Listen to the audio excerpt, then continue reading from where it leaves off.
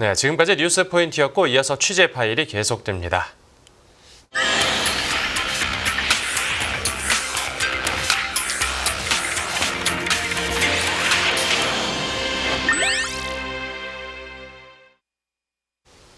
네, 이번 코너는 취재 파일입니다. 관심사가 큰 경제 이슈를 하나 골라 심층적으로 파헤쳐봅니다.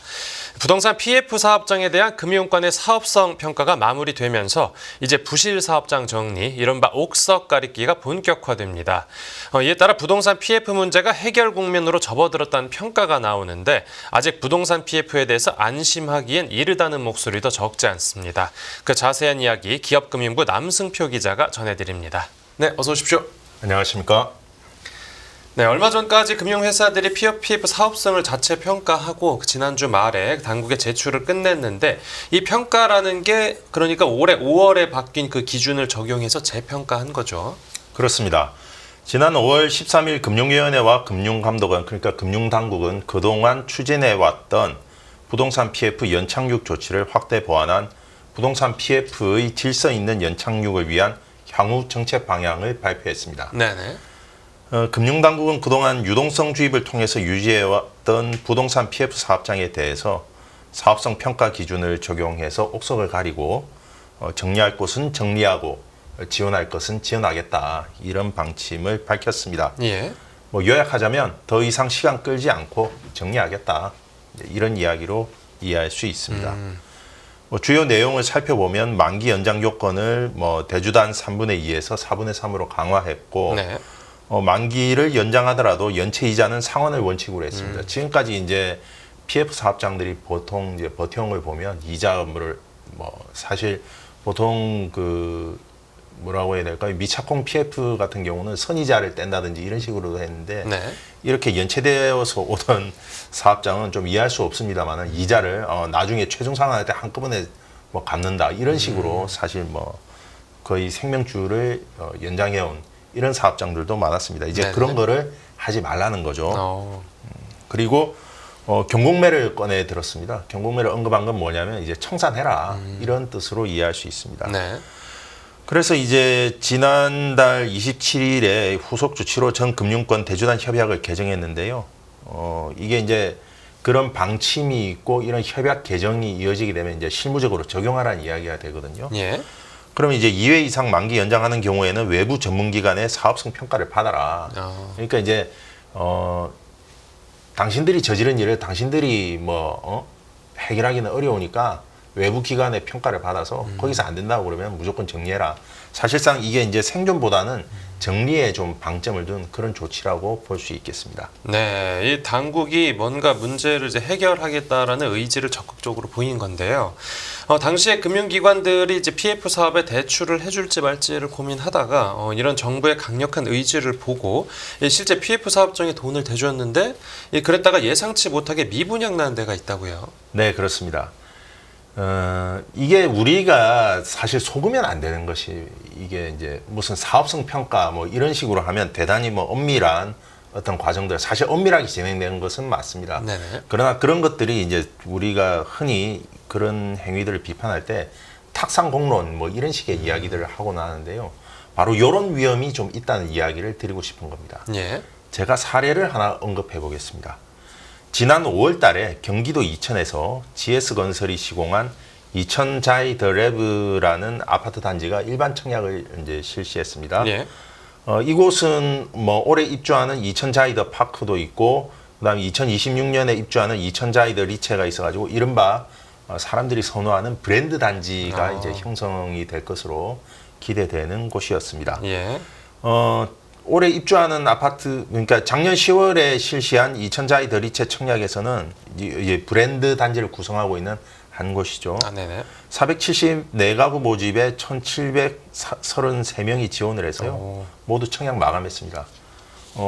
그런데 이번에 정작 이 청약에서는 600여 가구 모집에 286명만 접수해서요. 300가구가 넘게 미달이 났습니다. 네네. 문제는 이 단지가 PF 사업장이었다는 겁니다.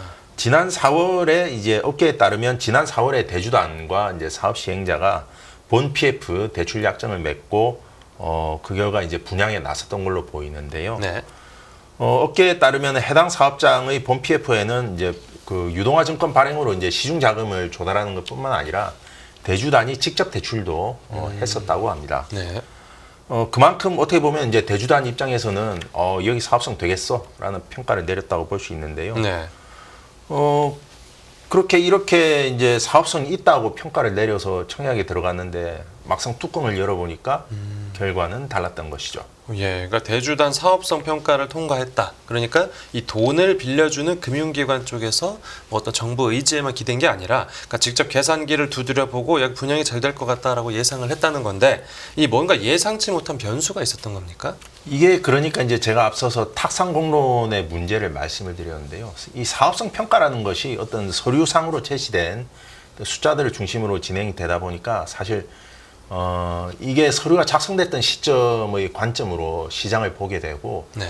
현재 진행되고 있는 변화를 사실 좀 포착하기가 쉽지 않은 면이 있습니다. 아, 예를 들어서 보통 PF 사업의 사업 타당성 평가에 이제 적용하는 잣대들을 보면은요, 네. LTV, 그다음 엑시트 분양률, 현금 흐름, 사업 수지 분석 등 이제 재무 지표들을 가지고 이른바 위험이라고 사업 위험이라고 하는 것들을 평가를 합니다. 여기서 이제 LTV라고 하는 것은 이제 담보 인정 비율인데요. 이 LTV가 이제 여러분들이 생각하실 때 이제 일반 아파트 같으면은 이 아파트에 보통 시가가 있고 그거에서 이제 제가 대출 받을 총량을 정하는 게 보통 담보 인정 비율 아니겠습니까? 네. 근데 이제 PF 사업장에서는 LTV가 뭐가 되냐면 이 분양 사업을 통해서 얻어들일 수 있는 매출에 대비한 PF 대출액 이거를 보통 LTV라고 부릅니다. 네. 그런데 이게 뭐가 문제가 되냐면요. 이제 LTV가 낮을수록 리스크가 낮다. 즉 돈을 떼일 위험이 낮다. 이렇게 이제 생각할 수가 있거든요.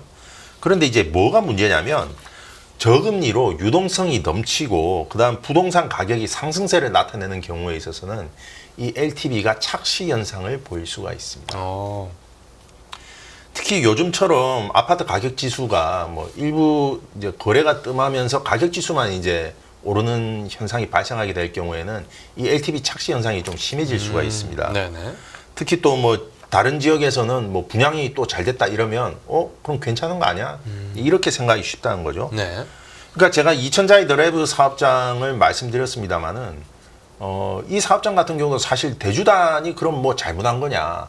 꼭 그렇게 보기만도 좀 어려운 면이 있습니다. 뭐냐면 일주일 전에 이 단지가 청약하기 일주일 전에 차량으로 한 30분 정도 인접한 지역에 있는 여주에서 동일한 시공사, GS건설이 시공한 비슷한 규모의 단지가 청약을 했습니다. 네.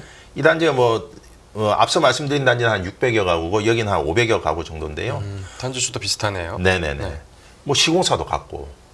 그런데 일주일 앞서 시행했던 이곳의 청약에서는 500여 가구 모집에 2,600여 명이 이제 청약을 접수를 해서 청약 마감에 성공했습니다. 네.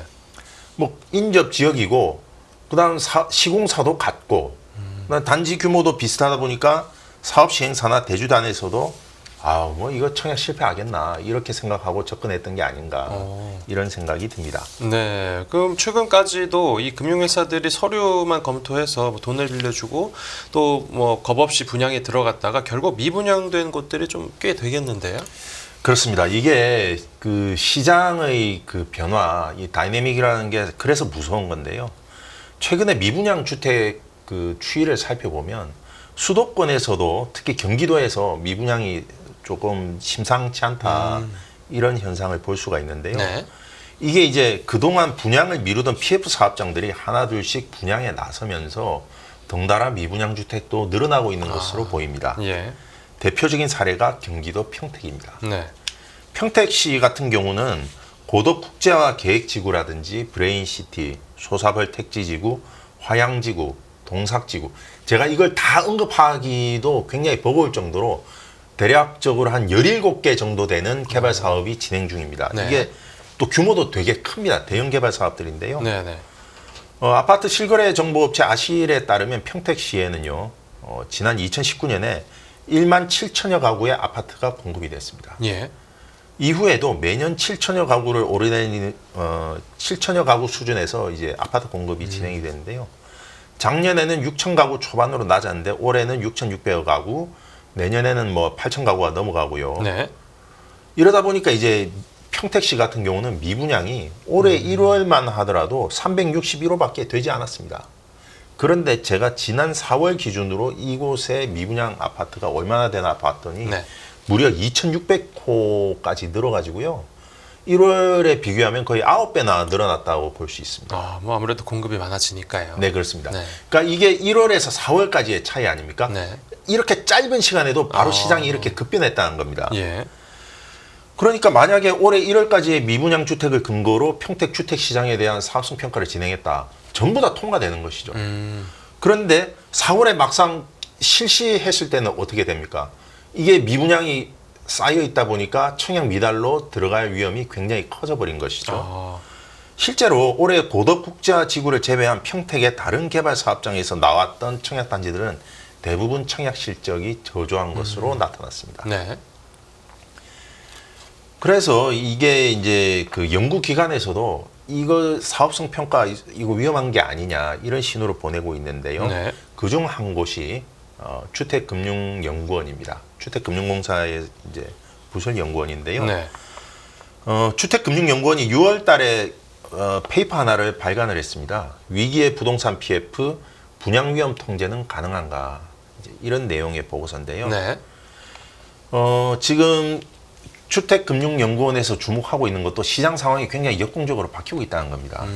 그래서 그 개발 사업의 어떤 성패를 판단하는 중요 지표 중에 하나로 초기 분양률이라는 게 있습니다. 3개월에서 6개월 사이에 어떤 분양이 얼마나 되느냐 이제 이걸 보는 건데요. 네. 이 초기 분양률이 2015년부터는 사실 전국 기준 70% 부근에서 큰 변화가 없었습니다. 그런데 2022년 우리의 주택 시장에 굉장히 큰 충격을 줬던 그때 금리 인상이 있었고 그러면서 이제 주택 가격이 급락했었는데요. 이 2022년 4분기에는 초기 분양률이 58.7%로 급락해 버렸고요. 2023년 1분기에는 49.5%로 이게 하락 전환했던 바가 있었습니다. 네네.